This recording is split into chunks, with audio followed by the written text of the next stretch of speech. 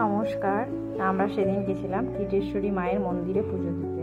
আর এটা 51 পিঠে একটি পিঠ, আর চারিদিকে মন্দিরে ঘেরা, আর পুরো মাঠ দেখতেই পাচ্ছ, সামনে সবুজ মাঠ।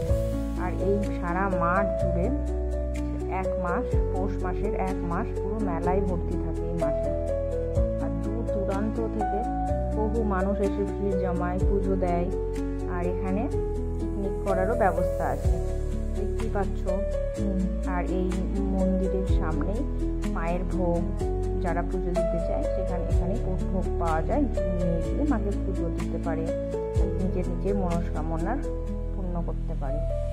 যাই হোক, আমরাও গেছিলাম।